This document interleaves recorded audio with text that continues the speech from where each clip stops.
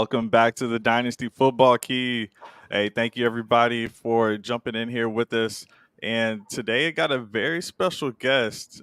Someone that's helped me a lot in a lot of my leagues be very successful. I'm in a bunch of different leagues and got a life outside of fantasy football, so it's kind of hard to stay on top of everything. And it's been absolutely awesome to see Dynasty Daddy come out here with the tool that helps everyone just continue to be in more leagues and have more fun and be able to be more strategic while saving a lot of time of having to jump from different website to website. And Jeremy is with us today from Dynasty Daddy. So welcome in, Jeremy, everybody. Thank you so much for joining the show. Appreciate it. Yeah, thank you for having me. I haven't done many shows before, but I'm definitely excited. When you reached out to me, I was like, "You're in my Discord. You're always, giving me feedback." I figured it was time to give back to you. So Absolutely. Yeah, I'm always like that. If I see like just a little glitch, like I'll point it out because I know you would want to make it perfect. And it's just been so great and really easy to use for years. I mean, this isn't something you came out of the blue with. I can even pull up here on the screen for everyone that's watching. Dynasty Daddy's got fully integrated suite of tool suites here, and you've got power rankings, trade calculator, playoff calculator, player rankings, fantasy mock drafts, which is really helpful. Actually did a video about this so you can see where a player is going. It's going to be more relevant when we have the rookie mock draft coming up. You can, break it down into the tiers so you can know, maybe I want to trade back a spot and still get someone that I really like here. There's got trade finders that we'll go over, and the league format tool, which is giving you an idea of who's more valuable based on your specific league. This is a very customized tool all the way down to your league rules and league settings and all of that. Great database. You can see your standings. You can even get a projection of what the standings might look like later, so you can get a feel for, hey, maybe do I want to be a rebuilder if the startup turned out a certain way. Maybe I can just push the chips all in because it looks like everyone else's team's kind of weak. Different things like that to really be able to stay on top of that fantasy portfolio. So, you had recently introduced Fantasy Rap, and it's kind of like that Spotify or end of the season, your favorite playlists and songs of the years, and you can see how your team ended up, which is really really cool. So, man, Jeremy, wanted to see if you could give us a little bit of an idea about one of the newest tools that you have that's not listed on here, which is the trade trees. Tell us a little bit about this and how this can be applied in Dynasty to help people out. yeah, there's a million different tools. So I end up just jumping around to kind of what I feel passionate about. And as a by day software engineer, I can kind of go between like, do I want to do something fantasy related or do I want to do something that's a little technically more interesting? This trade graph, I call it a tree, but it's not really a tree. It's more of a graph. Honestly, like it's an idea I've had for a while. I didn't know how well I could do it in like application. And then I was going on Reddit. It was the Dynasty FF Reddit. And I saw, I'll go on there and like just search Dynasty Daddy, see if anyone's talking about me, if they have questions or, people are shouting me out. I like to just respond and say thanks. But I saw a post where people were talking about tools that they would like to see. And while this wasn't the most popular upvote, I saw multiple places like, we want some trade tree. We want something where I can, look through a trade, see what's going on. So that's kind of where I was like, okay, like I was like, this would be cool. I don't know how useful it would be, but I was like, this could be cool. So I figured it'd be worth kind of just jumping in there. I already had all the data integrated across every platform but FFPC. So I had 5 platforms integrated. I was just like, I just need to stitch the data together in a way that can be cool. And then past that, I got to ideas of like, okay, I could include this year's rookie drafts. You can kind of see how the picks turned out. You can highlight what players are in your team. And there's still some kinks to work out. Like I wish, like this graph you have here, it's pretty easy to kind of digest, but some of them get like really crazy. So I've thought about having like maybe a tooltip of some kind that like will show what trades, like an overview of a trade or something. But still like tooltip, anything with styling is always a pain. So That's why Yeah. I was like, okay, I got it to this point. I'm just going to leave it there for now and just kind of see how it does. No, you gave us a nice beta that looks really good. You know what I mean? And I did mess around with it to kind of see what it looked like with, three-way trades, and yeah, it's so many other trades and around that trade also, and then so many moving pieces that yeah, it can be a little bit tricky. But at the same time, I thought it was really cool, and you can just see not only your trades, but trades from your other league mates, and maybe even see, hey, what are some of the tendencies? Sometimes also people have a little, uh, they're still holding on to the value of what they paid for originally, and you can know going Mhm. into the trade, well, they paid this much. Yeah, the market says this, but they're probably going to want to really hold on tight until they can get close to that value. So you at least know not to come in with a really big low ball, maybe. A lot of different ways you can kind of interpret what's going on here. And I just thought it was really cool to be able to look back and see how some of those trades pan out. It gave me the idea of a question, which will probably be the bulk of the show. What is really, the right time to trade some of these picks? The fact that you can see Mhm. what these picks turned into, which is what the red graphic shows. uh, you know, you can really think, man, was it really worth that? And I know we don't have that hindsight in advance, but some of these players, you can tell they're later round picks, and you feel okay about that. This 2-1, I traded that away to get Jordan Love, but the 2-1 became Achan. So you still feel good about getting Love, and it's just interesting sometimes to see that that one's a little more even.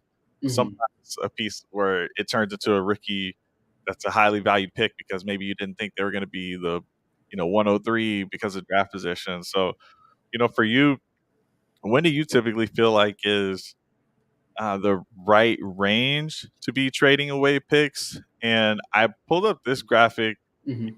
using some of the rankings and tiers within Dynasty Daddy.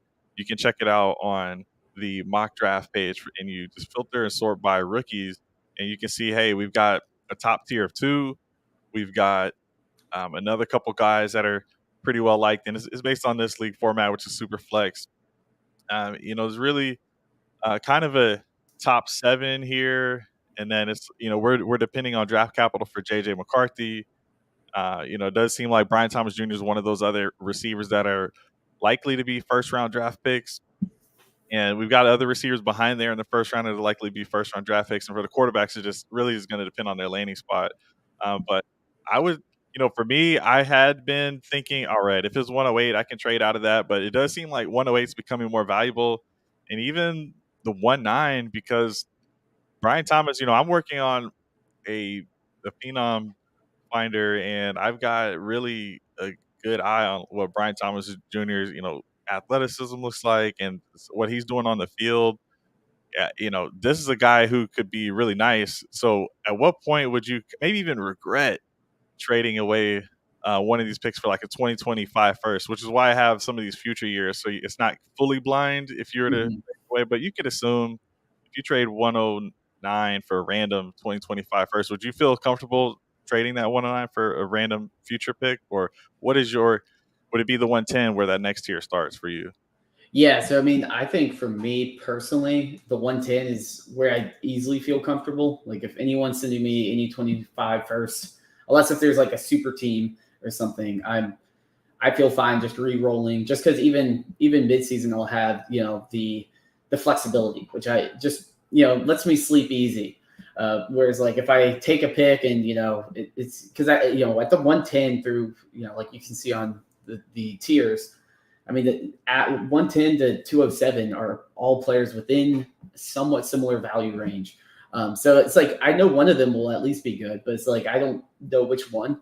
And I'm not gonna, I'm not good at throwing darts in real Yeah. life, and not in the, like I remember the first time I played Dynasty, the first pick I had was like the 105. I picked Nikhil Harry, and I was like, I'm gonna be set, and it's like, no, I'm not. Like that was awful. And then I backed it up with a Jalen Yeah. Rager. Like I was Yeah. like That all one these hurt me picks. too. I'm like I'm missing on all this stuff.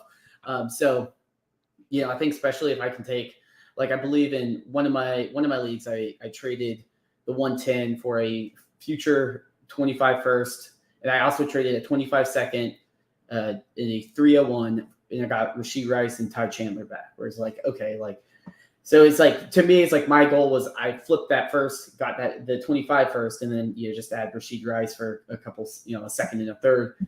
But it's like that I'm fine moving it. I feel like a lot of people get hesitant around the 110, but especially after like the Diggs trade too, where everyone's assuming Buffalo's taking a player, assuming all these things. I do think the 8-9 pick I kind of value the same, where it's like you're probably going to get someone that at least has some value going into 2025, even if they have a down year, which is really what I want. Is I want someone that's not like a QJ, where it's, the second you draft him and he doesn't do anything good, then they're like, I don't want him at all. So that's kind of what I'm thinking about. Is like, okay, people are hyping up Brian Thomas Jr. Even if you take him, it's all right. People will still buy into him like a JMO or a Dotson years later, just because his profile is good. Yeah, exactly. And we do see the hit rates for receivers that don't do very well in their first year can be a little bit lower. I did like a JSN trade, just to get Michael Pittman Jr. There's other pieces involved, but I hear what you mean by sometimes you kind of gotta feel comfortable either re-rolling, if it's a later pick, because Rager, even though a lot of times Justin Jefferson was around there, we just didn't really know. And when the NFL drafts one player ahead of the other, it's still a strong signal. And Rager was right ahead of Justin Jefferson. So it's really tough. Mm-hmm. No one blames you for that, or a Clyde Edwards-Helaire pick. But if you trade out and give yourself more shots, maybe you can get a first and a second, 2025 first, but then also get a second in that back end, then you'd be in a good spot. And was just pulling up one of your leagues just one more time to show here on the trade trees, just interactively, when you're moving these pieces around. This is based on your team. I know it's on the spot, but are there any trades here that you like that you made that we could point out? Yeah, I mean, this is probably a league I know all the rosters by heart, because it's all my college buddies. Nice. And we do like an in-person draft every year. So this is the Poppy's league home? this is the league where I'm like, if I win this league, like, then it doesn't matter if I lose in every other league. So I'm always trying to grind, trades, trying to pick out people, and a lot of people don't always make the smartest trades in this league. So I know if I know who the sharp managers are, and then who are the ones that one day they might be high on a certain player and the other day they might not be. So the biggest trade here was like, this is a league I went to the finals 2 years out of the past 3. So I was like, okay. But I had like a lot of old aging pieces. I overpaid for Dalvin Cook the year before, and I was like, well, that didn't really work out. But then I had 2 firsts, a 25 from someone else and my 24 first. And I was like, I know I'm going to be good regardless. So a big trade I made in the year, which kind of bit me in the butt because I lost in the finals to the team I made the trade with. But I traded for Kyler Murray in the offseason and gave up Tyreek Hill. So that was kind of a big bet. But just because at that point I didn't even have Goff, like my QB2 I was Baker Mayfield going into the year, and I was like, I don't know if I'm a contender, I probably can pay up for something better. So I was like, we didn't expect him to have his best season this year coming into the year. I mean, I was like, I knew he was undervalued, but I didn't really think he would, win a playoff game and get massive contract and all of those things. So I was like, okay, let me lock in a cheap, top 10 quarterback. And Kyler, and then he'll be back by the playoffs, and then I can deal with that. And that's usually the way I like to approach is like, I'll just take the bet on like the it's like, I call it scandal investing when I'm like, when I'm doing stock, whenever a company has a scandal, it's like Boeing. Oh yeah, there you go. Like, it's like COVID happens. It's like, okay, well, like I know all airplanes aren't going away because COVID happened. So you just buy it up for cheap. It's like, I know Kyler Murray's going to come back. Like he'll be all right. Exactly. So that's kind of how I approach a lot of those when it's like, okay, I'm going to kind of push my chips in there. But I got really lucky because we had a newer manager. He's been there 2 years, but he traded me Amon-Ra and Jared Goff for 2 firsts and like Dalvin Cook and like a second. And he was like more of a rebuilder-ish team. So then that team, I got that trade after I did the Kyler trade. And if I knew I would had that trade lined up, then I wouldn't have traded for Kyler because now I could just roll out Goff. But it did pan out because I Yeah, the value's up. just had CD Lamb and Diggs pretty much last year, but now Amon-Ra, CD Lamb, I'm set for a while there. I am thankful I did try to trade CD Lamb a lot last offseason, and no one bit. No one was like giving me Drake London in the first or anything. So I'm very happy I now have him because this year is only a start 9. It does have IDP, which you can see. This is a good example to show it does have IDP in the trade as well. But our IDP scoring is whack. That's something I complain about every year. Yeah, and I was glad to show this one because of that. Because it's really flexible tool, covers IDP like you said, and the regular standard league. So and integrates with a lot of different leagues out there. That was cool, man. Yeah, thanks for breaking us down through that one. And wanted to get back to just in general some other trades that we're seeing out there fairly recently within the last week, I believe. So let's jump into it. And let's see what we got here. So this is actually a good time to mention that you have posted this tweet yesterday, just showing the trade demand, and you can kind of see it in the bubble form. I actually took a screenshot. I'm going to go forward and then back. You can see Rashee Rice was a little bit smaller, and Diggs was a little bit smaller just a few days ago when I pulled this. And then now that Rashee Rice and Diggs are about the same, because they're like the main 2 headline topics. Everyone wants to know, like, what does it mean for Diggs and Collins? You can see that's kind of blowing up there, but it's cool to see. The demand is not just based on conversations; it's based on trades. And 549 Rashee Rice trades. We've got like almost as many Diggs trades, just 10 fewer, and then a bunch of Nico Collins trades and Tank Dell. So people are probably going out and staking their claim on who they believe is going to be the receiver, or you could be gobbling them all up because they're attached to CJ Stroud. Maybe some people are trying to get out. Would you consider this scam trading? You've got a perennial wide receiver 1 going to a team that had a rookie who balled out and a guy who had been really quiet for years, but also balled out. Maybe you could see those guys as product of CJ Stroud, and maybe Diggs is proven and he's the guy, but then it's dynasty and you're factoring in age. So how do you feel about this situation while we're on the topic? Yeah, I mean, I will say today, I posted this yesterday. Today, Diggs has passed Rice as the most traded player in the past. Wow. Yeah, so the trend for moving Diggs is very big right now. I think and it's something I want to dive into more, like not just saying how many trades there are, but eventually kind of tying like why, like what's happening behind that. So that's something I want to mess around with in the future. But I mean, I think this Diggs, Colin, Dell, I mean, you can see they're the 3 of the top 4 traded players. I don't know which one's gonna be the one that really comes out. I'm a big Diggs guy, but Diggs did disappear in the past half season. That's a little concerning. And me personally, this is a player take, but I know CJ Stroud's a big Tank Dell guy. So to me, the player I'd be buying is just Tank Dell because he's young. He's the only one attached to the Texans next year. And that's kind of what I would rather have is who's going to be attached to, CJ Stroud next year or the year after. Yeah. And who's also the guy that CJ Stroud's like, I want him on my team. Because Diggs could come in and just kind of be a drama queen, and then they don't want to deal with him like the other teams. Yeah, like that is an outcome that could happen.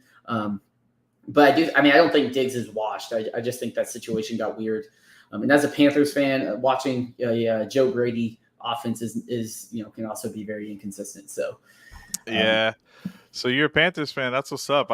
I've been pretty locked into the Panthers. I actually took like a seminar from a Panthers content creator on 2020, and I love what the community with the Panthers. All the Panthers fans are super awesome. One of the guys the last live I did was with a guy from North Carolina, and the pod before that, the FF Dynasty, those guys are from the Carolinas as well. So I mean, football is strong in the Carolinas. I love it. Yeah, man. Yeah, this is really cool. Right before we went live, there was some news with Rashi Rice, and he, has like a warrant out for his arrest. That's probably like the standard procedure about how they do things anyway, since he probably went back to Kansas City, so they issuing a warrant. So we probably saw this coming, but when you officially, present a warrant for someone's arrest, it's going to be huge news. I bet, like maybe Yeah, more so than it should be. Like we already knew this. It's kind of like a double count situation, but I bet you after we get off of this, like people are going to be worried about Rice. So there was going to be a lot more movement with Rashi Rice, I would bet. yeah. Unfortunately, there. I saw that too, and I thought the same thing. I was like, I don't know the whole procedures. I assume it's part of the standard procedures. But yeah, I assume after that news, he's probably going to take the number Yeah. one spot again. Well, so this is a good transition to the trade database and just seeing what different trades are out there. You can customize it to whatever league type you want. Scoring format. You can include the tight end premium, starter count, and even narrow it down to the range of different trades that went down. So let's check out some of those and really quickly. Yeah, so we've got the 108 to 107 trades here. So Mhm. with the one at the bottom left, this is about a week ago now. We got Kendre Miller as just a stem of a cherry thrown on top, and the 105, 110, and 17 being traded for the 108 and 3 first rounders. This is kind of an insane trade. I don't know how Yeah, I I was even about brought to this on say here. this one is. I don't understand like moving 7 first round picks and there's only one player Yeah. involved, and It, he's the least yeah. valuable asset in the trade. All right, Like, we're gonna move on from this. So how about 107 for Zach Moss in the 108? So you're just going back one spot, which we have seen in at least with the tool that you've got. That's a tier back, but you're mhm. getting a person who's just signed to the Bengals as a running back. I still believe in Chase Brown, but what do you think about this trade? Would you do this? Yeah, so I'm definitely be on like the package side here, just because I think people. It depends how smart the league is, but I think in a half tight end premium league, a half point tight end premium, someone before me is probably going to take like a Brock Bowers. I'm still going to end up with like a solid option at the 108. Yeah, Whereas like if the tight end premium isn't super high, like I'm fine moving back because I kind of want someone to. I see it's like an execution test. It's like how well do you know your league? Like, are you going to get stuck, burning high draft capital with, a tight end, which is not really the best thing to do, especially in a 12-team league. Like, there's plenty of tight ends out there that you can get for cheaper. So yeah, I'm fine moving back. I'm comfortable that someone's going to end up taking Bowers, and I'm going to end up with a solid player. Because even at that like 108, like I'm not too concerned about like a McCarthy or Brian Thomas Jr. could totally be better than some of the wide receivers taken before him. Like we've seen that before. oh Like I yeah. mean, we had Puka last year. It was like went undrafted in half the leagues, and now he would be like the 103, and if you redid the draft. So Yeah, it's a pretty good spot. I feel like because if you're getting JJ McCarthy there, if he's hitting, that's good. If McCarthy goes earlier because the values just he's on the Vikings and now Dunze falls to you or Bowers, I will take Bowers at 108. mhm. That's a good spot. It's really just like, hey, give me anything and I'll move back. I would love a second round pick, but maybe a second round pick is just so valuable this year that no one wants to give that up. So Yeah, let's it's too like go ahead. with Zach Moss, you get probably a starter. Like Oh, yeah, I you're think not getting a yeah. random guy. Like you're getting a starter, you're getting a flex spot. So like Yeah, of course Moss I'm was gonna top take. 5 the first half of the year last Mhm. year, top 5 running back. He had a little drop off at the end, but Taylor's there. He just had the whole season. With your running backs, you're happy to just get some starts because I do play a lot of zero RB. I won some leagues where I just got a bunch of receivers. I got my quarterback settled, and yeah, I might have my tight end settled, but I'm just zero RBing, and I had won 2 titles with Zach Moss. Not even, and I actually dropped him going into this season, but I won multiple years with him before, and he was just giving me like 5 points a game. Mhm. Um, and I still won that league, but I was very salty that I dropped Moss.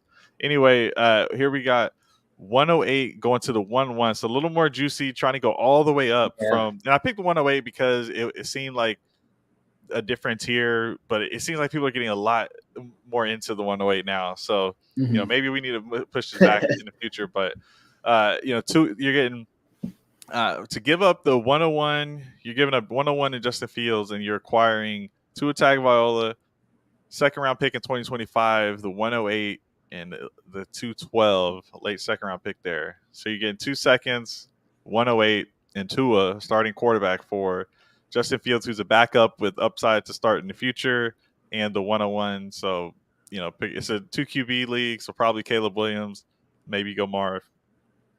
Which side do you like there? Yeah, I mean, I'm definitely on the 101 side here.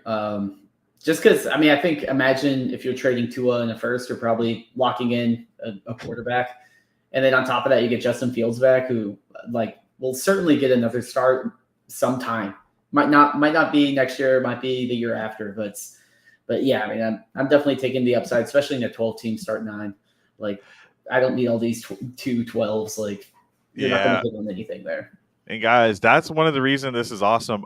For these trades, I didn't even specify I wanted star nine. I just specified that I wanted a 108 trade that involved the 109 or 101 trade. And there's a bunch of different trades, but it's not just saying this is what the pieces were. It even is detailing it down to the actual format of the league, so that it's not just taking in the nuance of why people might have been picking one side or the other. And yeah, in start nine, you do want just the best players, the heavy hitters, and it's hard not to watch Caleb Williams and not get excited with some of those, just scramble to still lock your eyes and find someone downfield and throw it and make those throws. I mean, it's really what we're looking for in quarterbacks a lot of times. So I'm excited for him. We hope it all pans out. And then if it is Chicago, I mean, Keenan Allen is not underrated. This guy's awesome. And so is DJ Moore. So pretty cool situation. I like DeAndre Swift as well. He's not even getting talked about. And even Komet, solid tight end with a backup tight end who used to be a starter. The team is just completely loaded, I think. And you drop Caleb Williams in there. I'm excited for that. And Yeah. Fields was one of the top points per game scorers Mhm. when he starts. So it's a nice little piece there where quarterbacks are all that matter, and you potentially have two here that are really high upside guys. Yeah, That. no, I agree. And even if Fields, like sits on your bench all year, it's like who cares? Like it's one spot with, the upside of Justin Fields if he does play, even if he's not the best football player. And then like you said, Caleb Williams, that situation is amazing. That he's going to. I mean, it's way better than Bryce Young or pretty much Yeah. any number one overall quarterback I can think of. And and then say if you don't want that pick, there's still time you could trade back to the 103 and pick up another starter and all of a sudden you have, like Tank Dell and the 103 and you're good to go. So I definitely rather have that elite asset and have that flexibility to either take that quarterback or trade back than a bunch of random picks and Tua. Yeah, and it's still pre NFL draft, so that pick value will still increase, like you're saying. So, yeah, man, it kind of brings up that question: do you trade now or wait? I'm always someone that if the value's there, make the trade. I do get a little trade itchy. I'm not gonna lie. Yeah. So maybe sometimes I shouldn't be dealing picks at certain points, but really it just comes down to does the person you trade for get injured a lot of these times. So I'm not too worried. But with this one, you were just saying you want to go with the value of the earlier pick. This is 102 and Sam Laporta potentially tight end one. This person's moving on from that and going over to get Dalton Kincaid, who was drafted ahead of Laporta, and you're also getting the 108, 104, and a second round pick in 2025. So you move back out of the first tier into the second tier, which has potentially Malik Neighbors or a quarterback, and you're getting another 108 that we've already said that we like and we're fine with. But then you got the 102 and Sam Laporta. Which side do you like here? This one is a tougher one for me. I think I think I lean the package with the 104 and the 108, just because there's no tight end premium. So I don't think there's going to be a huge gap between like Dalton Kincaid and the Sam Laporta. Like obviously Sam Laporta's values at probably all time high for a tight end. So, taking that, you move back and you get 2 starters. You could use that other pick for something else, and then you have a second and Kincaid, so you don't even lose, the points that you lose a little bit of what Laporta gave you, but not a lot. Especially with the hype that Kincaid has again. Feels like Yeah. every offseason he has a bunch of hype. So, You I only just have feel to like there's compete a with lot the of picks rookie. there. Yeah. Yeah. It could be the Kincaid Cook show.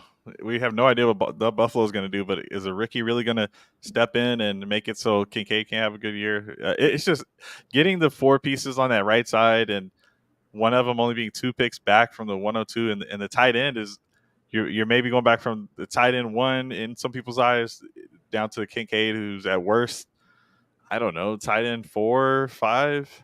You know what I mean? So Mhm.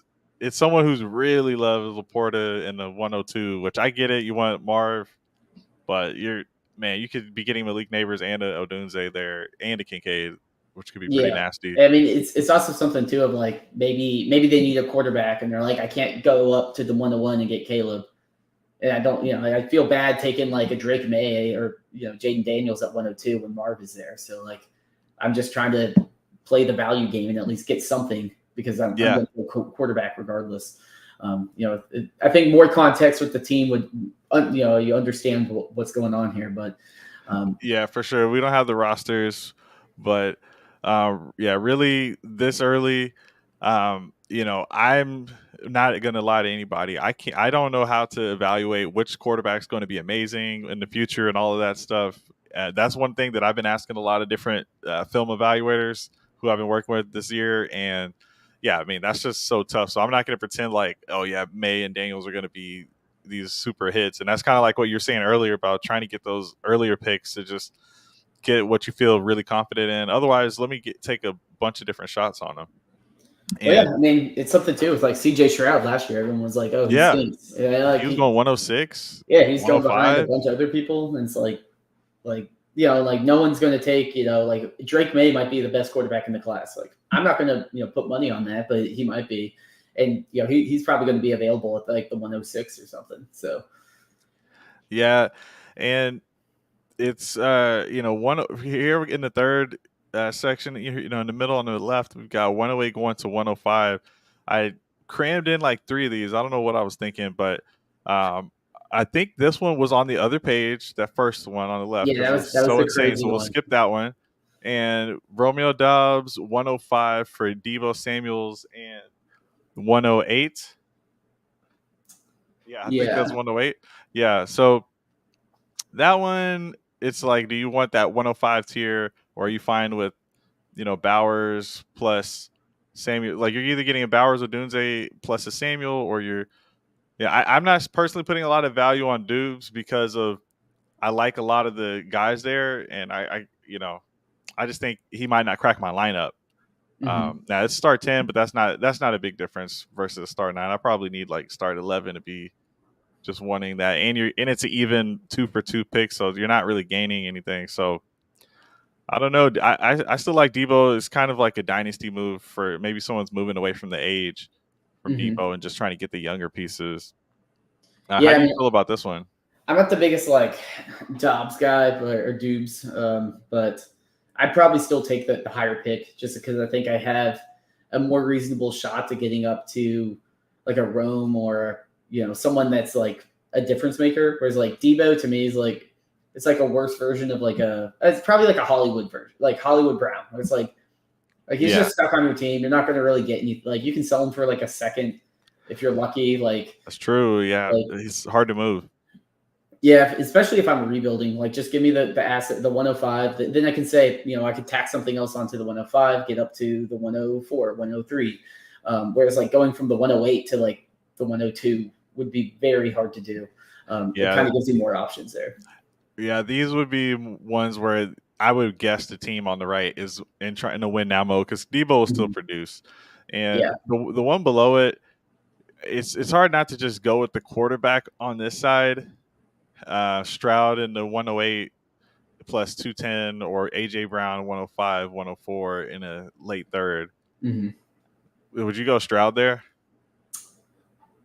I mean, I assume if you're trading for CJ Stroud, you need a quarterback. Yeah. So, I mean, I'm definitely for for Stroud, I would definitely take it.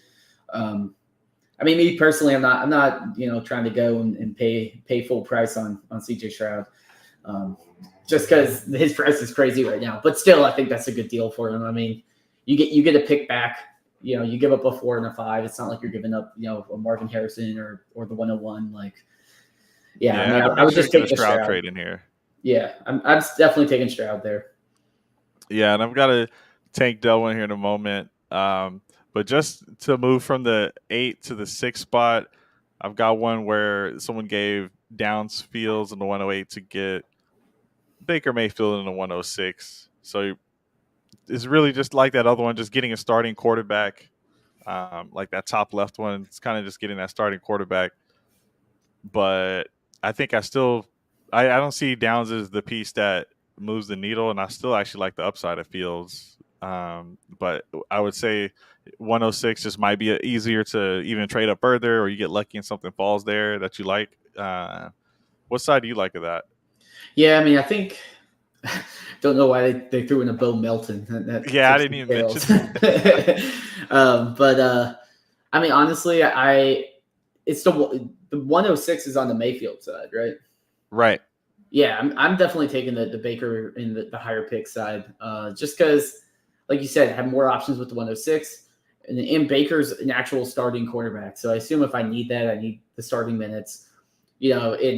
I'm not the biggest Baker believer. Like, I think his values, like, if I'm him, I'm trying to tear down for like like a Derek Carr in a second, or like a Goff. Yeah. But I still think that it's a lot easier to make that move than go to a team that has Goff's as a starter and say, here's Justin Fields. Like, Yeah, I'm surprised this deal got done, but it shows that people still haven't bought into Mayfield. Yeah, it shows that, and it also shows that people still believe in Fields, and they're willing True. to give you a better pick to take a quarterback that's not starting. Yeah, that's. I mean, I understand the upside of rushing, but man, Yeah. just let's win 2024, and like you're basically hoping that hey, Fields could win out of camp. That's still possible, or Russell Wilson injury, or you're waiting for 2025. But it's not a layup as the way it is with Baker, who just got that contract. And I won't really reference the next trade, but really, um, I was surprised that the Nick Chubb value was high enough to move you up to another tier at least. I think I would do that 106 side of this trade. You're still Mm-hmm. getting a rookie pick where in a class where we think is deep. I'll show later how deep we think this class is, but I'm fine with that. We don't have to mention that, but to move up from the 108 to the 106, all you have to do is give up Nick Chubb. I mean, I feel pretty good about that. Yeah, no, How I about you? agree. Yeah, Yeah. I think that's. I want to be in like the 106 range. I'm still not 100% confident in like the 108, 109 range. Like, if I can move up to the 106 and kind of have a pick that as we get closer to the draft gives me way more options than like a 108, then I'm going to try to do that. Nice. Well, I appreciate you rapid firing through these. We got two more, and this one is still involving the 108, but we've got a trade back to the 203, and it's Tyjae Spears and 108 on one side, and then George Pickens, Isaiah Likely, 203 and 206. I mean, the weight of a first rounder can definitely get you some deals. How do you feel about this one? Yeah, I mean, I this one is it took me a second to like think about it, but I'm definitely on the Pickens side because I feel like Pickens is basically worth like a 108. Like if I was, so then it's like, do I want to pay a mid and early second for Tajay Spears and also add in Isaiah Likely? It was like I'm going to take the package there. It's not like I'm really losing a lot at the 108. Yeah, if if Adunze gets Pickens' opportunity to be a starter, which I kind of expect, that's what you would hope, but Adunze might not even fall. That could be Bowser or sorry, whatever, Bowers. So, Well, yeah, I don't think Adunze is going to be at the 108. I feel like so yeah, he'll be gone at the 107 in most drafts. yeah. So yeah, I like the package side there, and now one that doesn't involve the 108, but is 107, and it is Tank Dell in the 201 or 107 and 403. So, essentially they really want that first rounder. And this is all to show, hey, if you can get something significant for a first round. And now 107 is again in this Odunze tier. So how do you feel about this one? I'm nervous about the Tank Dell size, but he's going to be with CJ Stroud no matter what. And Stroud asked for him, and looks like in the offseason they're going to basketball games together, having a good time. So which side do you want here? I'm definitely on the Tank Dell side here. Just because I think Tank Dell is probably worth around like a 107, a 108. And then I move back like 6 spots in the draft. So I still get like another shot on a valuable player. Yeah. A-Chan was the 201 last year. So it's like Yeah. I'll take my odds there if I'm getting a Tank Dell who I know is locked in, and also the only wide receiver under contract in 2025 tied to one of the best quarterbacks in the league. So I'm definitely going to take that, and the 403 is not anything for me to think about. Yeah, I agree there. And now we're gonna move on to just some of your rosters. We already looked at one, this Poppy's home one, and it was just to kind of show, because one of the ones we're gonna dive into a little bit more is on the rebuilder side. So this is just a really awesome team you've built here.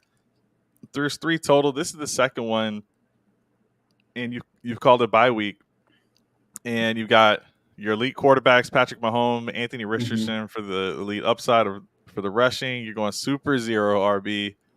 And you guys, you can see the ranking here of each category, but also even above that, it's kind of, that's one in the same. This is the drop down, but the ranking, how you are against the league mates. The wide receiver, you got Higgins, Tank Dell, who we just mentioned, Rashee Rice, all these guys who are in the news. Jacoby Myers, who's very solid, very good. And Bateman still can do something for us. I don't know about the rest of these guys. And then really lean at tight end, which I prefer to do. And ton of picks. Now in this league, the difference between this league and the next league is most of your picks are in the future years as far as early picks. You got 3 first rounders in 2025, and that's an exciting running back class. Got some good receivers too. We'll see what they end up becoming for these, like if early or late and whatnot. Can you tell if any of those are going to be early or late? Just could use that tool to be honest, but just from your memory, do you know if those are going to be some early picks? I mean, I assume my pick is probably going to be a somewhat early pick, and I think the other 2 are, if I recall, are around mid picks.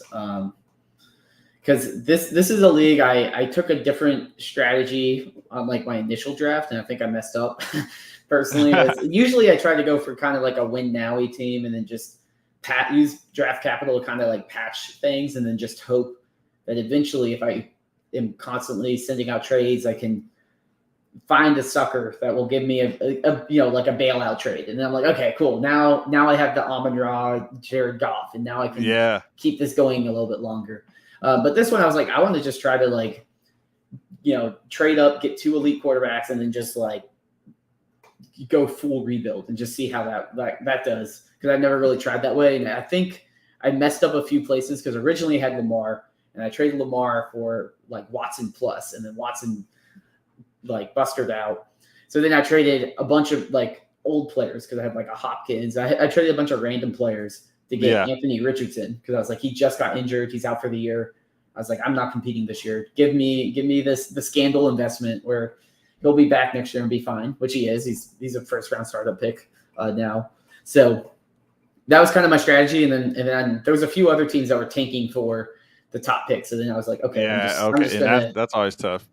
Yeah. And then this is a league where I traded I had the 101 and I traded back 2 spots and picked up Tank Dell. All right. It was before the news, so I'm a little bummed about the news, but about Diggs going there. But to me, I was like, okay, like that's solid value. It's about 2 first round picks for 1, and I'm still going to end up with like a Malik Neighbors because I don't really want to, like Hype Rider said in the chat, like I don't really want to bet on the quarterback. I want to just take the elite wide receivers that are there. And 104 Dunze, good call out, Hype Rider. Thanks for watching. And so Dunze at 104 for me. I don't think any of the RBs are getting taken early. I don't even think a lot of QBs are going so early. Yeah, we thought that 2 classes ago with Malik Willis and some of the other guys in that class. That would suck if Jaden Daniels is that Malik Willis. But I have a lot of early picks, so I'm happy to pivot to some of these receivers if it's Odunze or something like that. And yours here, yeah, that's nice for the early side. And I found that the 2025 first CTG, he's projected 9th overall, and that could swing plus, plus or minus in either direction. But if it's lower, that could be very valuable in 2025. The other one person is projected the 5th spot, but again, we'll see what happens if we actually drill into that team. They're really relying on CJ Stroud and Jared Goff. So if they're going 0 RB, maybe hero RB, and it could be kind of thin. Anything could happen. They got the tight ends situation kind of locked up. They've got some picks of their own 101 and all that. So we'll see if those rookies produce to fill some of these holes. But that could be a team that drops a little bit, and maybe you're sitting on a little bit of a higher pick next year. And the other one, they're hanging on by Aaron Rodgers' Achilles and the ghost of Daniel Jones. So that could be pretty early. Yeah, I'm more optimistic about that one. Yeah, because they also don't have any 2024 picks. The other team has a lot, so I figured they'd be relatively good, but they were the one I traded the 110 to in that Rashid Rice deal. Okay. So to me, I was like I'm still even if you make the playoffs and you're a good team, the odds of getting the 110 next year are still pretty low. So I feel still confident. I was like, I'm getting another shot on a cheap player that could be, kind of a top 24-ish wide receiver. And honestly, that roster has lacks a lot of value. So I'm like, I have to take some shots. I have to split some assets if I'm going to actually be able to land anything big. Because you got to do more trades. Is this all you did last year? No, this is this offseason. Oh, this season. Okay, all right. I do need to be more active in some of my leagues, but yeah. There we go. This is last year. Yeah, that's that Richardson trade. Yep. Cool, man. Well, let's go on to the next trade and pull up. And I like how you had a team in there that was named Baby Dynasty Daddy or something, or Dynasty Baby Daddy. Yeah, I think that was the league I did in the Discord last year. Awesome. So a bunch of people started being like Dynasty Godfather and Dynasty. Oh, Daddy. Nice! Shout out to them. Shout out to them. There's a bunch of Dynasty different types of family members. Awesome. All right, so this is the one that's in a bigger rebuild, but at the same time, you got the quarterback situation very nice. Joe Burrow went down, and that's the reason I'm in the league with the 101. Mm-hmm. But you've got Kyler Murray, who is on that, the other side of the injury. They both kind of spent opposite halves of the season playing for you. And you had a little Will Levis flash, and they're putting weapons around him. So you might have, or it looks like you'll have 3 quarterbacks, and as a QB3, Will Levis is fine. You've got Tyjae Spears at running back, Chuba Hubbard, Antonio Gibson. I'll call it that, even though I did trade for Zeke Elliott at the end of my season, and he cleaned up for me pretty well. Mm-hmm. A nice little 0 RB room there. And you've got at receiver, Puka Nacua, DK Metcalf, and you're starting Josh Palmer, which somehow he's risen up the depth chart since last year. But that's true. And then really thin and tight end. I've got to ask: Are you taking Bowers in this league no matter what? And also, we'll go through this team, but let me finish by saying 104, 108, 109, 201, 203, 204, 211, 304, and the 411, as well as 3 picks in 2025 in the first round, and a bunch of and 3 more third rounders in 2025, along with the second rounder there. So a lot of picks, a lot of early picks, and all of them seem to be within that tier in that second round, except for the very last one. So there's a lot of early picks here. But yeah, are you planning to get Bowers? I know you don't want to go into the draft with this, hey, this is who I need, but I mean, you're starting Davis Allen. Well, what do you think? What are you thinking there? You're going to trade for Tyler Conklin? I like him. 87. Yeah, I mean, I think this is one where I probably, I mean, if a Bowers falls to like the 108 or 109, which I have those picks, if I don't trade up, I would definitely will take them there. I'm Yeah, not no going to take them reaching at at 104. 104. Okay. Yeah, no, the Some 104 discipline. to me is going to be like the wide, probably Rome if I had to pick today. Yeah.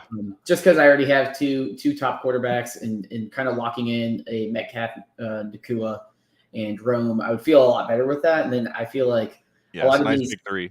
yeah, a lot of these early seconds, I can just take a bunch of shots on rookie running backs and hopefully piece together that, and then maybe use one of them to trade for, like a Pat Fryermuth or someone that will not be Davis Allen, but not have to be a first round pick for me to get some decent production out of. Because I don't think this is, I think this is a PPR league, but half tight end premium. So I'm Okay. not trying to overspend for tight ends. Especially with this one. This is I believe, a start 11 league.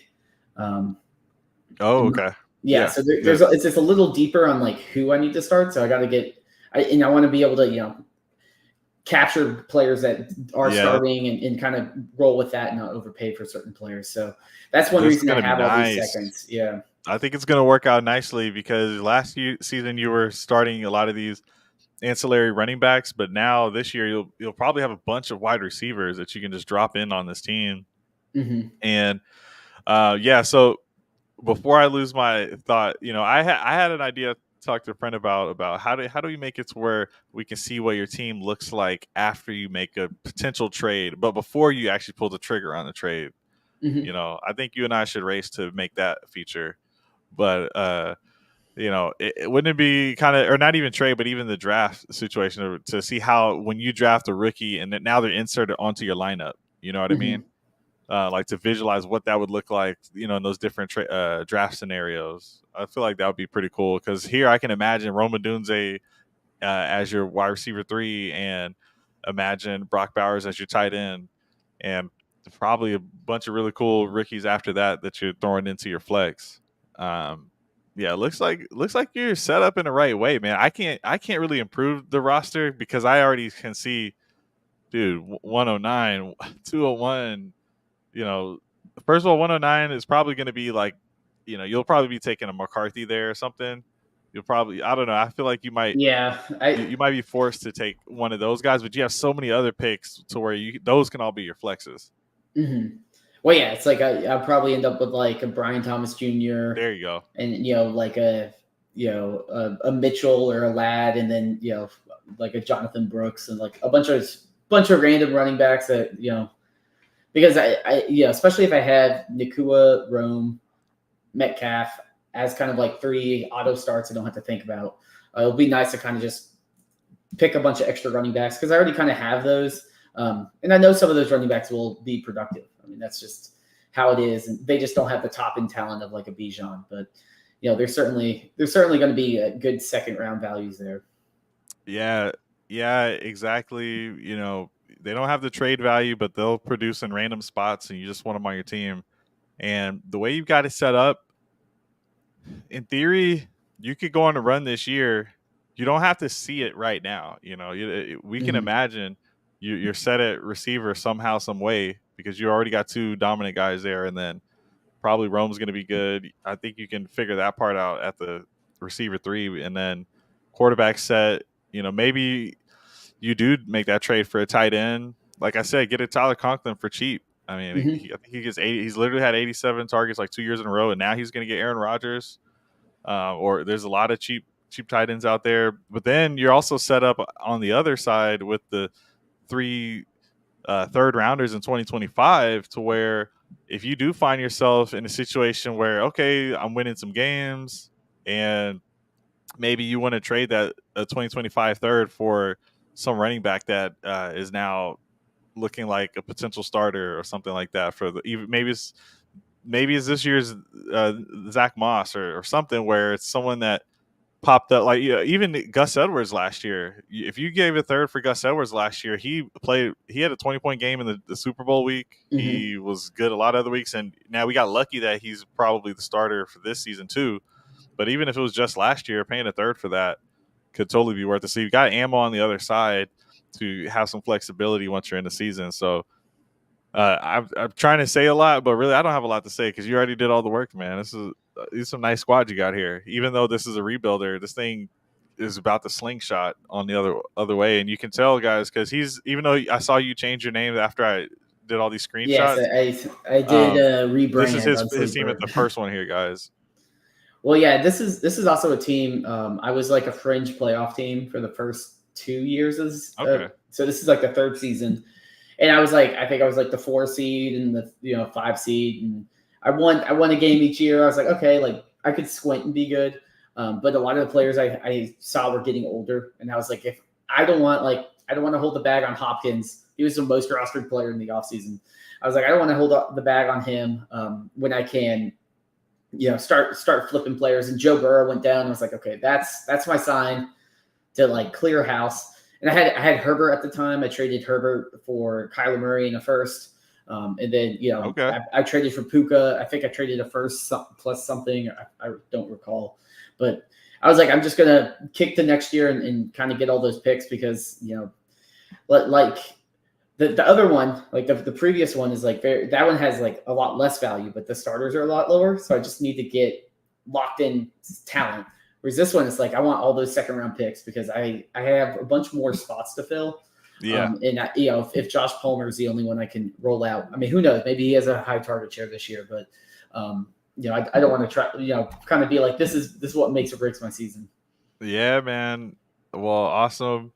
Absolutely been in a league like that where I'm in the championship game with Demarcus Robinson in there, or yeah, he was the one on the Rams, right? Receiver 3. Yeah, It's he popped off at the end. He kept scoring yeah, touchdowns. but at the end of the day, you don't want to plan based on that, Yeah, and that's how I view Josh Palmer. So cool, man. Well, good luck in all of these leagues. I think you're set up for success. This guy is practicing what he preaches, and ultimately, you want to make sure you got all of this value that gives you flexibility, and it's easy to see when you've got it set up like this. You can make sure that you're holding the right amount of risk with the win now players and future picks, and really see what the balances of your team is really quickly with this type of a graphic with the power rankings. And even though it shows your current roster is lower, you still like half of your values in rookie picks. That even I know that some of these numbers, the 4,665 for the 108, that number could go up if those guys go up, and then your value is just going to continue to rise. And you flip like you did with the Herbert move, and if you keep doing those process trades, you're going to end up in a good spot where you're just capitalizing and you just keep adding another coin into the bank so that you can have another draft pick for later that'll rise in value. So good process with how you're doing these. I really like it. And I think those are the last thing on your page I wanted to just go over. But there's so many other tools that I was going to give you a moment to talk about anything that you'd like. But with the format tool, it's got a few different things. You can see the wins above replacement, wins over replacement, and which is saying, hey, based on the settings of my league, how much more valuable is this player that I'm talking about versus the next player down? And you can quantify that and see how much more valuable they are, because sometimes the name value is more valuable than the production. And you can view this, is based on the previous season. I'm not sure if it updates throughout the season as it's going on, but really cool to be able to just see how, even though the trade value might be one thing, maybe that you can identify by looking through this that actually I can still get similar production from a Jacoby Myers than I can someone who might be valued a lot higher than that person, and you're willing to just take that extra piece. Maybe you swap the more valuable wide receiver, you get the Jacoby Myers, and then you get that second round pick on top, or whatever, first round pick on top, whatever that may be. So that's really valuable, and also just being able to see with the names kind of more in a standard view of the rows, and it's showing the spike week. So not just points over the course of the season, but how many of those were game breaking scores that they put up versus some guys who maybe more steady Eddie. and it gives you more of a view of how much is this player just super valuable to winning and winning the league. And so it makes sense that Tyreek Hill is up there because he's always going off and lands the target funnel, and CMC's carrying a lot of offenses. But you notice it's over the quarterback here. But for some leagues, quarterback might be higher based on the settings.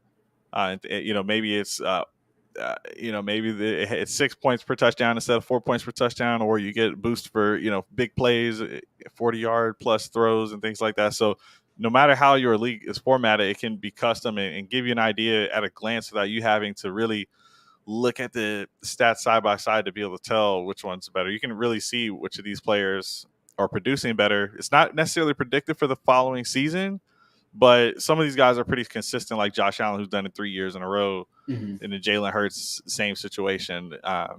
So with this, not really asking if you got too much to add here, but this or other tools that you want to show the folks that I could pull up just on the website. Yeah, I mean, I think you covered the league format tool pretty well. I think this is kind of in a game where everyone's trying to grind the edge and everyone's playing in so many leagues. Scoring does ultimately determine who wins, and figuring out who is scoring the most and being less replaceable is key to kind of figuring that out. And so, and like you said, it's not predictive, but I do think kind of having that lens of being able to say what actually matters in my league, because keep trade cut, all dynasty process, all even like my ADP Daddy rankings, like those can only factor in so much because it's very broad. They have to kind of paint everything by certain values, but this can kind of give you a lens of saying, okay, like based on the distribution of the scoring, what positions actually matter in my format. And then once you kind of get used to that, you kind of know what it looks like. But kind of figuring out how to make it more and more actionable is a goal, because when you're building a platform that integrates with your league and all those things like that, that's kind of what I'm trying to do is say, hey, like not only do we have this data, but this is how we can make it actionable. Yeah, that's the most important thing right there, because even as I'm trying to develop some stuff, it's like I have to be aware that if people can't use it, then it's not useful. But also, there is a little bit of subjectiveness to a lot of these things that we're interpreting. Now, you are using data here, but you still have to have the nuance to know that there's new players in the leagues, and now Kirk Cousins is on a new team, or so maybe that affects the Justin Jefferson, probably not. But point is, there's some different changes year to year, but a lot of these tools will help take a lot of the guesswork out of some of the different elements of fantasy football. And I will pull up this one more time, just on the left side, to show, here's just some of the other features that we've been talking about. So definitely, guys, check this stuff out. Check out Dynasty Daddy. We're going to check out a mock draft here in a moment. And I wanted to use the mock draft trends section to just help us kind of see some tiers and kind of view it through that lens. But it's going to make sure that you had the link to the mock draft could get in there. Yeah, I do. Okay, sweet. And then we can jump in there and kind of end it with a little mock draft here, trade off some picks.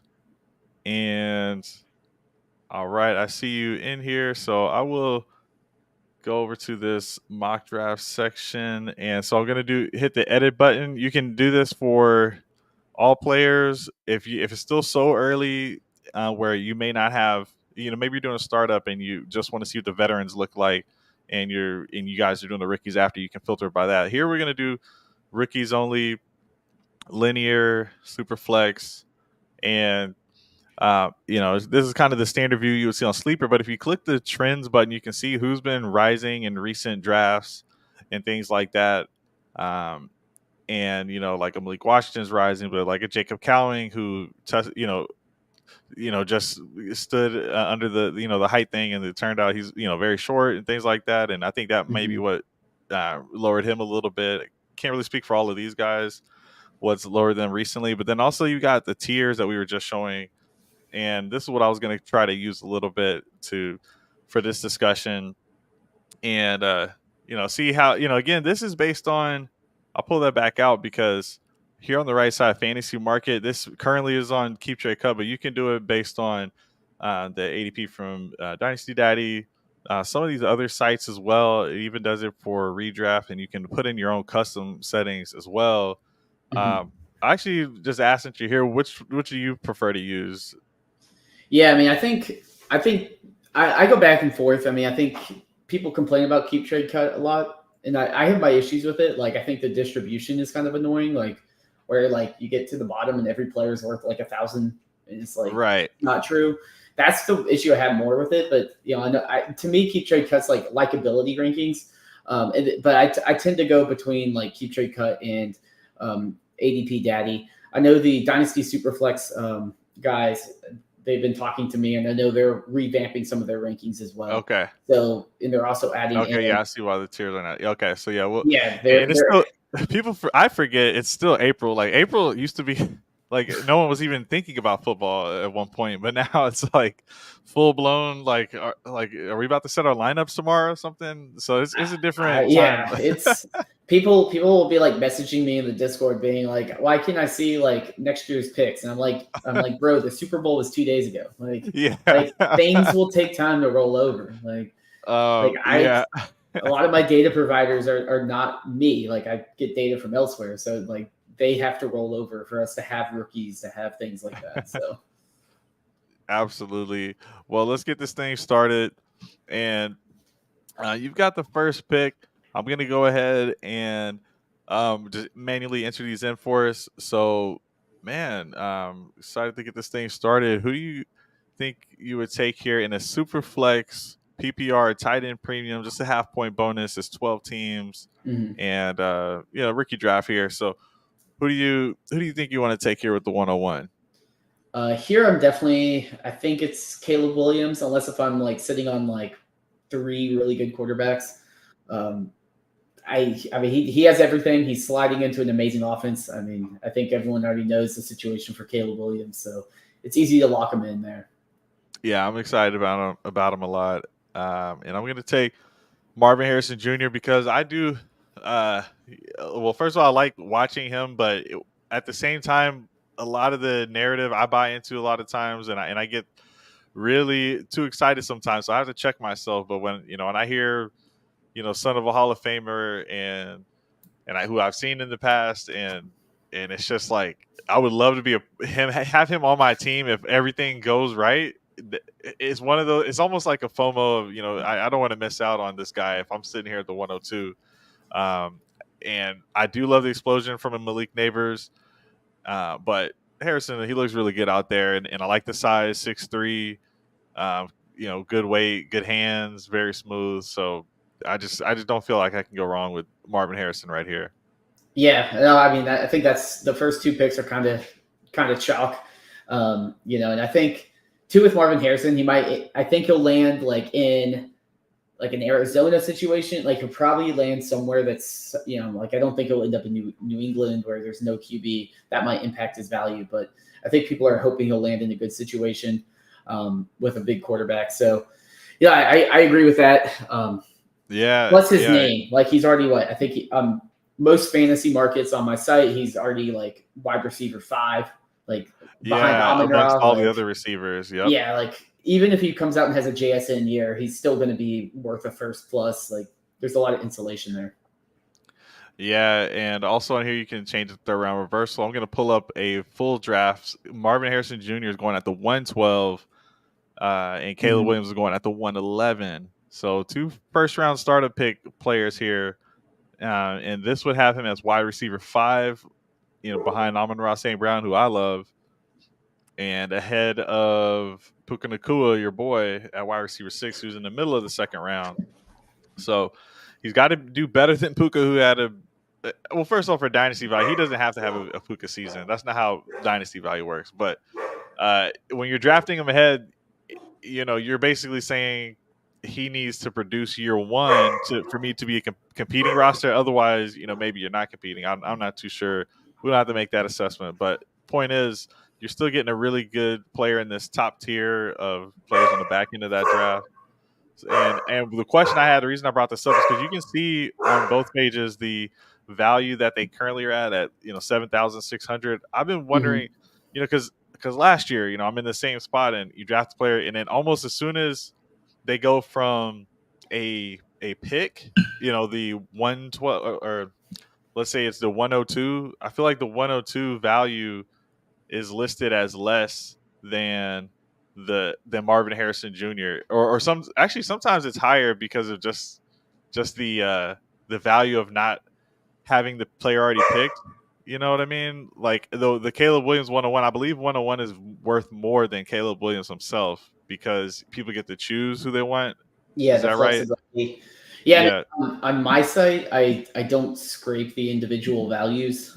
Yeah. So I use just early. Like I'm like, it's an early pick. Early. Okay. Got it. Got it. So that you might be seeing that a little bit. I think that's something I'll eventually get to, but kind of fudging some numbers and making No, sure it's accurate great, with the man. players.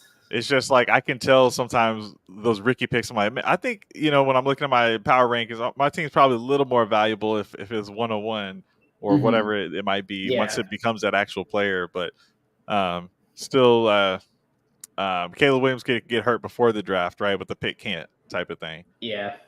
Okay, so at the 103, who do you got? Um, this one's tough for me, but I think I'm going Malik Neighbors. This is kind of like the next tier. I see it's kind of like a tier of 4 or 5, Yeah, depending on how big the tight end premium is.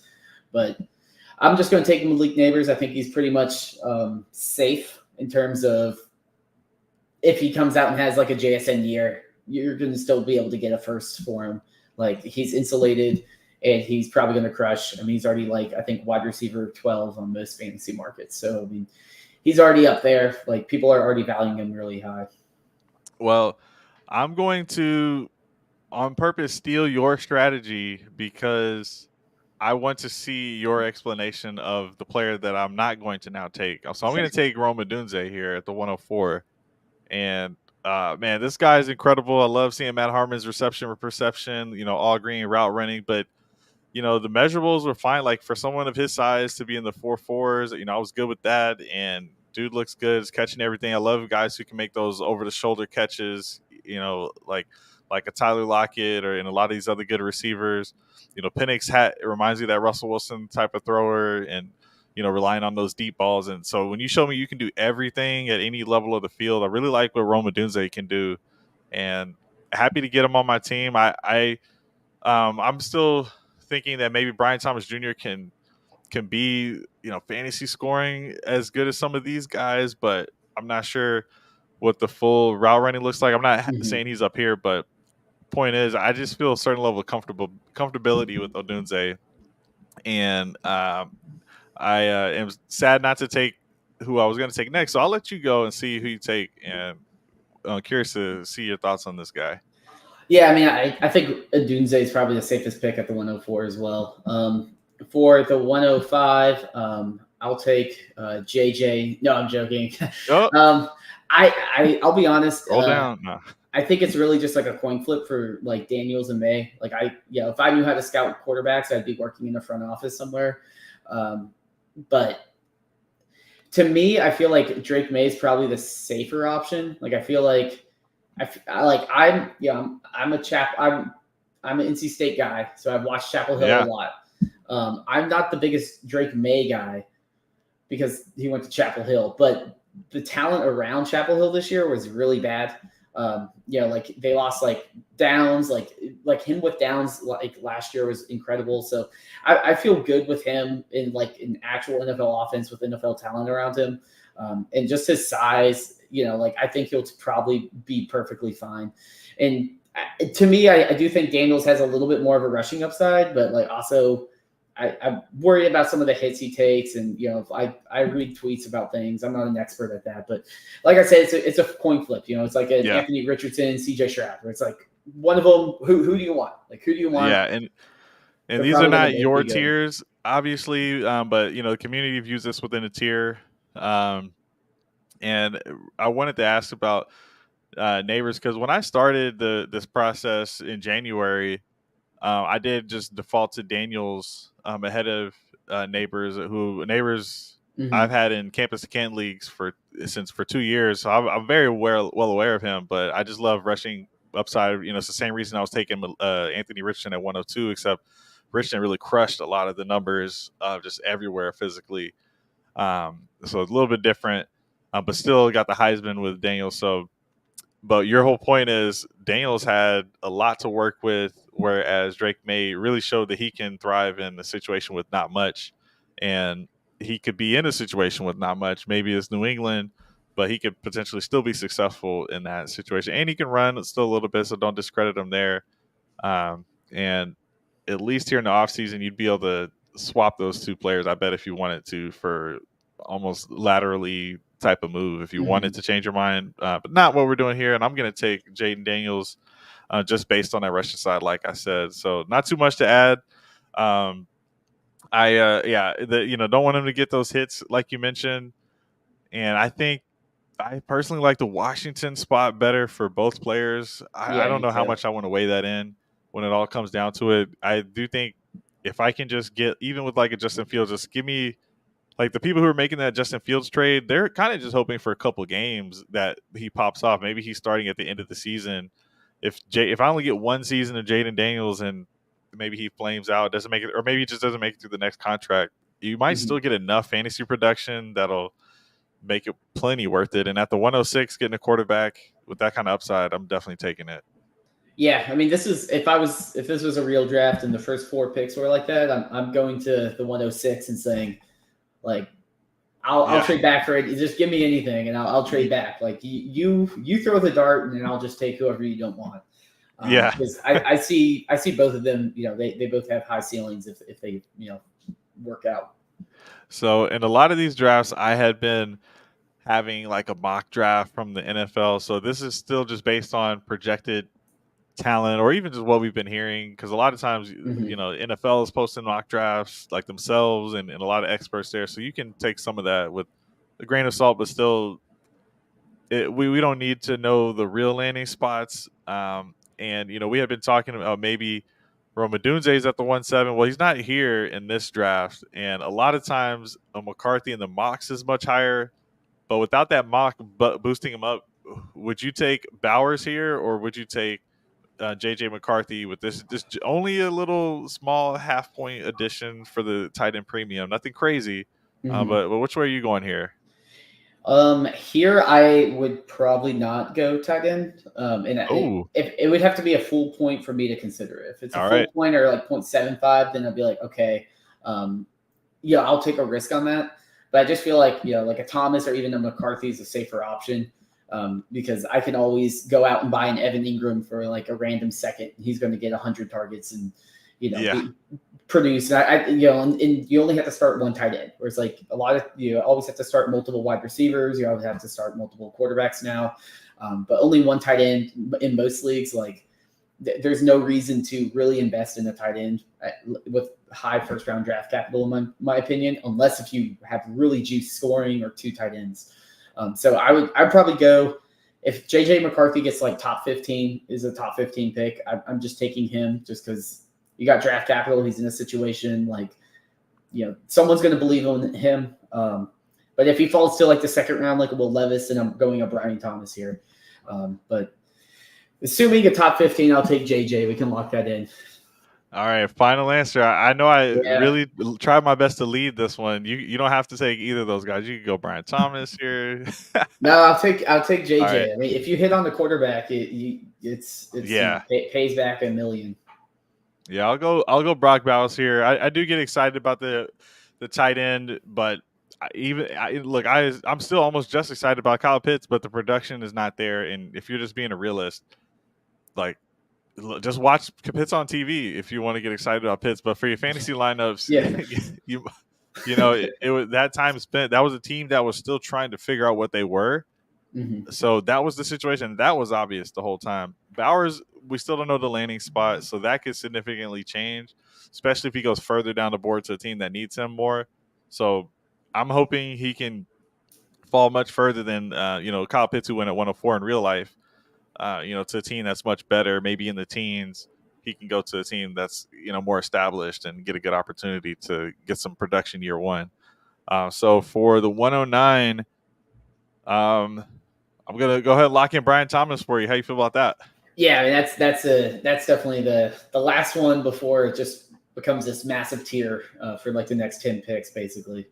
Yeah. So you don't agree with the consensus from uh, Keep Trade Code, which again is not based on drafts that have happened. It's just clicking between three different options of who you like more. So Mhm. this is someone who's spoken about as a first rounder, and Worthy is just kind of based on the speed that he's a first rounder. Yeah. Same with some of these other guys, but Thomas just has a really physical body and size speed combo. So yeah, I like that pick too. And we can keep it moving here, just because these things take a little time, and I appreciate all the time you've given us so far. I'm gonna go ahead and not predict some of those other quarterbacks to rise up because that can definitely happen. I'll go with Adonai Mitchell, one of my Mhm. guys from Texas. Uh, the profile, not a lot of production, unfortunately. Played with Lad McConkey and Jermaine Burton in Georgia for a little bit, and I think 16% target share over there, but came to Texas and helped them get into the college playoffs. Good size at the combine, tested really fast in the 4.3 speed. Said that he holds back during games, so maybe he can play faster. But it was really more so that he can make it through all of the plays in the drive and just make sure he's always on the field. So this is a guy who could be always on the field for an NFL team, and with that size, I think he'll be a good target out there. We just got to hope that some of those red flags we're seeing of kind of lack of production. I can't really explain that, so hopefully he can pan out there. But who do you got at the 111? I'll say if Penix is a first round draft pick, I'm Mm. probably leaning towards like a Penix. If not, I'd probably say I'm taking Worthy because I just think the community is going to be they're going to be like, look how fast he is, and Worthy also like for they'll always compare him to other fast receivers and be like they didn't do Oh yeah. anything, but it's like he is way more of a prospect than any of those other people that just ran fast 40s. So I think Worthy here has like the most hype around him, and that's why I would take him here. All But if right. Penix is a first round pick, I think the value is just too good to give up. Yeah, they've got him back to back here again. Early projection. I like Penix. Mentioned him earlier, and good to see you putting some respect on him as well. I mean, dude did get to the college playoffs, and he could throw it. All Yeah, and right, if he so lands in like Minnesota too, I mean, like there's a lot of yeah, situations where it's like if he lands in Minnesota, he's probably going at like the 109. there's even reports of Raiders trying to get him, and The currently they've got Devontae Broncos. Adams and Myers. Michael Mayer's no slouch. There's some weapons there. Okay, so here, oh yeah, and with Worthy, early breakout age too, like that. It definitely has some production on his profile. I'm a big fan of Troy Franklin. I'll take Lad McConkey here. I mentioned him out of Georgia. Guy looks really confident when he's out there. Can catch a lot of those balls and not a lot of drops. It's good. It's a good player. I think he might go high, high second round, maybe into the first round, but probably high second round. So Mm-hmm. take a shot on him here. So that'll end the first round. Second round, who do you got to start us off? I'll probably just take a Troy Franklin. I think that's probably the last like wide receiver that has some value here, especially with how the board is falling too. Like Yeah. there's a lot of running backs left. Like I don't know which one's going to be better. Like they're all somewhat close. I don't feel like I need to pick the first one. Like let me get the last wide receiver of this tier, and then I can just kind of pick up the scraps later. Yeah, absolutely. I'm going to assume one of these guys goes to a good landing spot. So I'll take Trey Benson and pretend he got the best landing spot. Also like the 4.3 speed. And 2 years ago when I watched him, I like the a lot of the breaking ability of those tackles and just being able to it just looked like he was like kind of a crazy guy to take down. He's had some injuries over the year, but it's hard to imagine there not being a first round running back. Mm-hmm. Also, but we also see like the Keyshawn Vaughns get pushed up randomly late in the season, and it happened like with Clyde, and sometimes there's fool's gold out there, so can't just all be landing spot dependent. But still, I like the rest of the profile for the most part. Who do you got with the third pick in the second round? I'm going to take Penix here.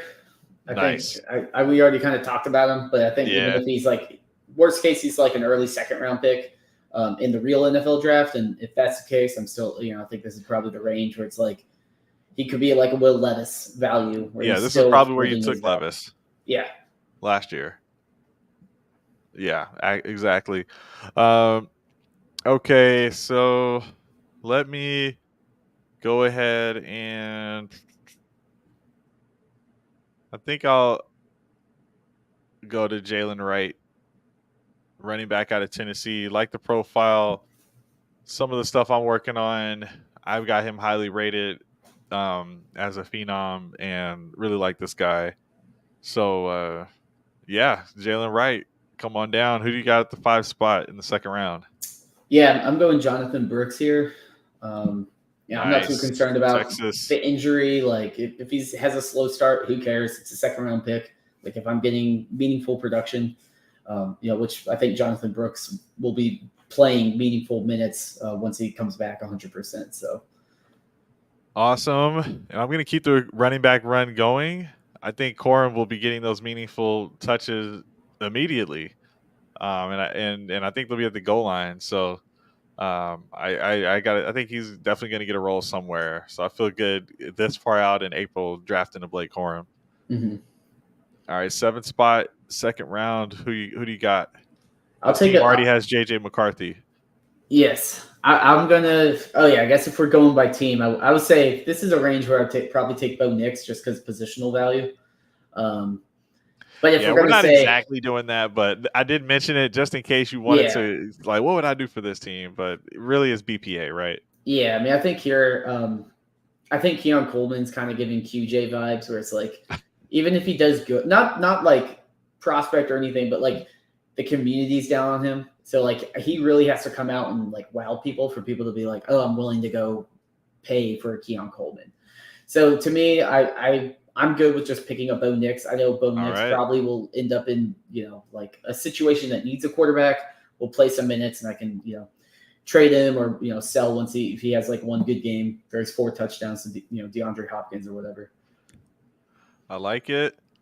Yeah, you can definitely sell them for a little bit more. Like Will Levis, I haven't tried to sell because I don't feel confident people want to buy him, but you can probably at least get back what you paid. I would think. You can't. It's hard to lose value in this spot for the quarterbacks until they really fall on their face. Mm-hmm. If he becomes a starter, that's good. Like what Levis has done is well worth the pick that you paid on him. And for me, I will go with Roman Wilson. And yeah, another Michigan guy I like that I think can produce as little PPR guy for me. And I think we're gonna have a little bit of a receiver run here. So who do you got next? Yeah, I'll take a Keon Coleman here. I mean a late second at this point, like pretty much is a flyer. And someone like Coleman does, like if he does hit, he does have like a wide receiver 1 upside. So I feel good saying, okay, like might as well take a shot on someone that has a higher ceiling. Nice. So far you're crushing me because I've drafted 2 players in this later tier, and all your players are much higher. So you're winning the draft right now. Thanks for keeping score at home. Yeah, if those values never update. Yeah. Okay, so next I am gonna go with Ricky Pearsall. Mm-hmm.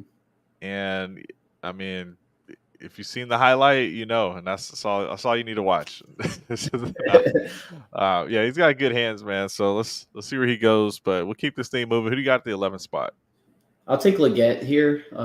I think All right. he's an interesting player. I'm not an amazing scout by any means, but I certainly think he has. Some teams will like the kind of role he plays. And if he lands in a good spot, I could see him being a really good wide receiver too. Well, I might need to look at the rankings for this pick because I'm getting crushed. I'm gonna go with Jalen Polk here with this next pick, who I already believe Mm-hmm. in. Regardless, I like all of these Michigan receivers. I like the other one just as much. But I shouldn't have said that. It's your pick in the 3rd round to start us off. Who do you got for us? I'll take the Braylon Allen. There we go. because running back bodies, they're going to hit your lineup, and I'm Yep. just going to take a bunch of them. So, like, he's got a solid profile. He'd probably get decent draft capital, so I'm good with just rolling with him in the third. Yeah, even if he's AJ Dillon's getting work. He's got that similar body size and not great hands. So, but decent vision as a runner and youngest of all these running backs. So he'll be on your team for a while as long as he gets a role. I'm gonna go Jatavian Sanders out of Texas. I liked his tape. I mean, it wasn't even just watching the tape. I was watching a lot of these games live and really great hands. Caught a lot of important play balls to get that first down and stuff like that. And a lot of times had some of the more yards and receptions on the team out of even the other receivers. Just a mid combine. So we'll just see if talent wins out there. Who do you got here as a 3-3? I'm going to take a Spencer Rattler. Nice. Come on this down. Guy's got an arm. He's got an arm, and I think he'll find a place. He'll get a shot in the NFL somewhere. And at in the third round, that's what I want. I want him to come in, play 3 weeks, do all right, and then someone's like, "Yeah, I'll give you a late second for him. Like, I need a quarterback." I like it.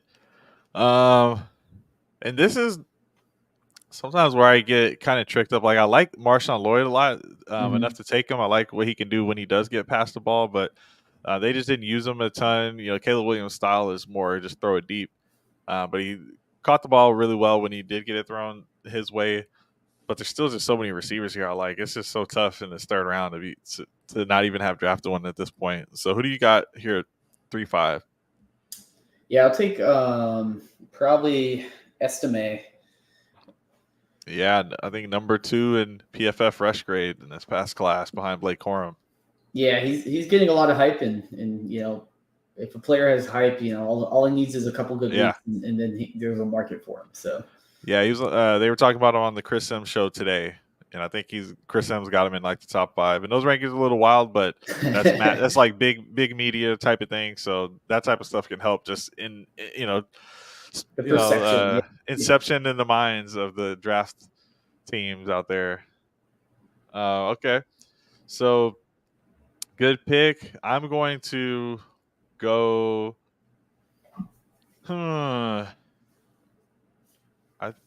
think I'm going Jalen McMillan here, Washington wide receiver. Thought he was really good in his non-injured season, which was not this past season. Yeah, man, I liked all of those Washington wide receivers. Think this guy's pretty good. Maybe, probably will not be a wide receiver 1, but it could be a good flex for you.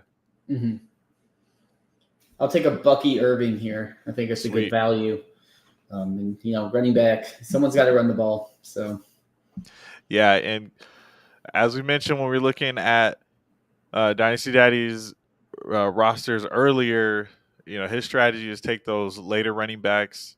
You're just, like especially in the 4th round, if there's some good ones left. Because a lot of times, depending on if it's start 9 or start 10, it's hard to get some of these other receivers in your lineup. And at a certain point, it gets harder to trade them too. Whereas with these running backs, you can see if they're going to get usage immediately, and you can drop them or try to trade them while people still are high on them and get that roster space back and maybe get someone with a little more upside. So I definitely like that strategy, getting one of these guys, and one could hit right now. We don't even know where these guys are getting drafted.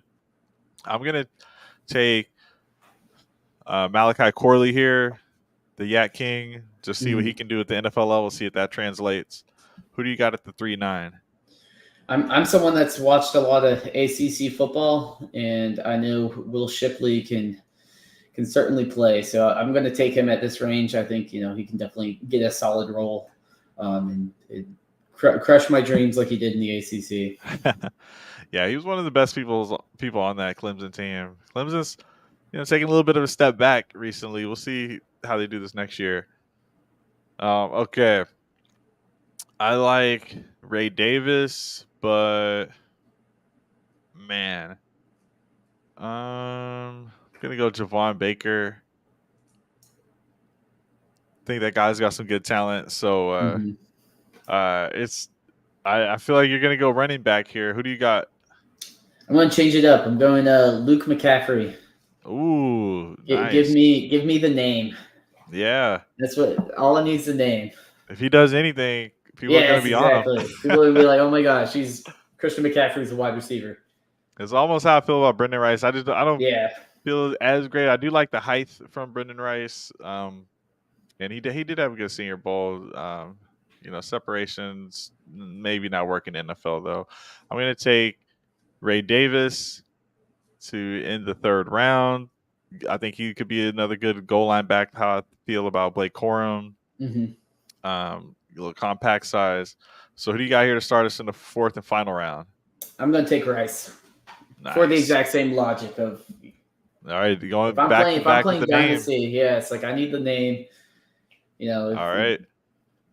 All right. Here I will take Devontae Walker, who's at the Mhm. top, just because I think the 4.3 speed may be enough to get him drafted at this point. It could be to a good team, so we just don't know what it is at this very moment. I just feel like teams like to draft that speed. The hands are awful, so that's the big red flag. Who do you got at the 4.3? Yeah, here I'm probably going to take another guy with a name, Frank Gore Jr. Ooh, I think he's 3 in a row. I love it. yeah, got to keep the streak going. All right, cool. So we're flying through this here. I'm taking. I believe I have him at tight end 3. Ben Sinnott. Really good average depth of target, getting downfield. Hopefully, he gets a roll early. But he seems to be just good at moving in the open field. Great hands. I think this guy can be really dependable. I like Ben Sinnott a lot. Who do you got out of the 4-5? Yeah, I'm going to take Joe Milton. I think I like Nice. just There we go. stacking. This is the perfect range to pick up those like super cheap backup quarterbacks that are going to come in. They might, if they play, you might be able to flip them for easy profit. So Yeah, at minimum, he's got a top 10 throw power in the league. Like, this is a guy who on Madden, you could just force him in your lineup, in the starting lineup, and just launch deep balls. And as long as you're not trying to do anything with accuracy, just launch it down there with, like, throw him on Miami and bench Tua or something and in your money. Throwing that to Tyreek. I'll go with Theo Johnson. Go with another, high RAS score, tight end, just with some physical upside. Who do you got at the 4-7? yeah, here I'll probably take Michael Pratt. Okay, sticking with the plan, and I actually like him more than Joe Milton. Even though I like the throw power from Milton, I just think Pratt probably He's gets probably a low. chance at some point. I'm Yeah, I feeling pretty think good about it. I know he's a little banged up last year, so I think I like also like a Jordan Travis is there, but he's going to be injured for a while. They don't really want Yeah, to have like a Hendon Hooker situation where you're like holding on to him and like, what do I do yeah, with this? that was rough. And Travis looked pretty good. That was a guy I was always wondering about because he has the rushing upside, but the specific injury definitely puts that into question how much he can do that. And I was going to say that Sam Hardman had a pretty rough pro day. Mm-hmm. So did Joe Milton. Some of these guys I do want some rushing upside if they're this late, or I want to feel like they actually have accuracy or some elite trait about them, like how Milton has the throw power. I'm gonna go with another Raz Darling, who I've got listed as a phenom here, Isaac Arindo. Really good combine, and not even necessarily better than his own teammate. Mm-hmm. So you're kind of just hoping a team just buys into the athleticism and gives them a shot. So this is more of a gamble, but just a little running back that might get a shot down the line and has some size and explosiveness. So we're getting down to the end. You've only got a couple picks left. I know. Who I'll do you got probably here? take. I'm leaning. I'll take a Johnny Wilson. Let's change it up from all the running backs. All right. I think it's a dart throw, but it's a late fourth round pick. And there's a lot of wide receiver talent here. So who's to say he's not one that is better than a lot of them in the class? Yeah, he maybe converts to tight end. I mean, guy's huge. I'm going to go with Malik Washington, um, the true Yak King, #1 in yards after catch this season. Um, and yeah, really like him. I did a sleepers video on him, number of videos on him, but I think second most receiving yards this past season was out of Virginia, different Hmm. situation than neighbors, but I like both the Maliks in this class. So, who do you got at the 411? Um, this one is hard. I feel like positional value gives me like if I'm on the real clock, I'm probably just taking Jordan Travis and seeing if anyone gives me, if there's any good headlines, Yeah. he's throwing again. Like then it's like okay, cool. Someone is going to be like, it's worth a dart throw. So I think a late fourth, like none of these players are going to really realistically hit. And I think quarterback in this range is just the All easiest right, play. Jordan Travis. Then I like it. There is some upside there. People loved this guy. It was leading an undefeated team until he went down late in the season. So yeah, I like the thinking because as much as I might like any of these players in the fourth round, it's still a scenario where I probably had a team that was okay that can almost never start any of these guys. So then it becomes, what can I use with that piece? Can I add it with something to trade up Mm-hmm. or consolidate into a more productive player that I feel confident putting in my lineup week in and week out? And it might be harder with some of those fringe wide receivers when everyone else is also in that situation when there might be deep at receiver. So when those running backs hit, people want those. When the quarterbacks hit, people definitely want those. And these are some good moonshots there. And final pick of the draft, definitely a ton of different players I could go with. Um, I would say I like it, Jermaine Burton here. Mm-hmm. Kamani Vidal. I almost like Dylan Law better just for the pass catching ability. It's just more that small school in New Hampshire. So, and I have a lot of drafts that are 5 rounds. I am in some that are 4 rounds. I think I'm in 2 leagues or 4 rounds. Are yours generally 5 or 4 rounds for I rookie mock or I for rookie think drafts? most are 4 rounds. I'm in Okay. like in my IDP leagues are typically like an extra round. Yeah. Okay. Yeah, so a lot of these other guys will go to the waivers, and you can spin there. So, sometimes it makes sense to just get a little waiver dollars added into your any trade you're doing just to see if someone does hit in the offseason. Um, Typically, we always have one player that always pops off that we always end up wanting off the waivers. Mm-hmm. A lot of times it's running back. I can think of like an Elijah Mitchell or a Philip Lindsay, a James Robinson. Mm-hmm. Those I think even like a Kyron Williams, I think was dropped back to the waivers this season. So it Yeah, happens a Keaton lot. Mitchell last year was Keaton available in Mitchell, yes, a lot of there you leagues. go. And what was it? Chris Rodriguez had a couple good weeks last year too. Yeah, this past season in the offseason, Keaton Mitchell and Dontavian Wicks were some like waiver wire Oh yeah, Wicks. Yeah. guys that I just took them and I was like, it seems like the story's there and it all lined up. So I am struggling with this pick. I believe Jermaine Burton's the best pick. I'm going to take him. He's got off the field Mm-hmm. issues, so that significantly will affect what happens with him. But wide receiver one for Alabama for a couple seasons, play with Georgia. All the pedigree is kind of there. Just can he stay on the field? So anyway, a good draft. Like the strategy, very different, I think, from some of the other mocks I've had. So it's been great to see you come in here and switch it up. Way more quarterbacks, I think, in this one than some of the other ones, but it's super flex and it makes sense. And we've had Brock Purdy hit from the final pick in the draft. No one's drafting that guy, right? And Mm-hmm. sometimes you just take a stab and see what happens. So I'm going to get you out of here, but I did want to give you a chance to mention anything else from the Dynasty Daddy platform that you want to mention for the folks out there. Yeah, I'm always doing stuff. I need to get more active in my Discord, but I do have a free Discord that if you go to my site, you can easily join. I post dev blogs there at least once a week about new features rolling out, and you also can check out the release notes. I recently added that as well. I'll try to keep that updated. with any sort of changes on there. But I got a lot in the works, trying to get things up to for ready for the regular season. So definitely tune in and join the Discord. That's probably the best place to follow me there. I also got a Twitter, but that's if Twitter you guys go to dynastydaddy.com.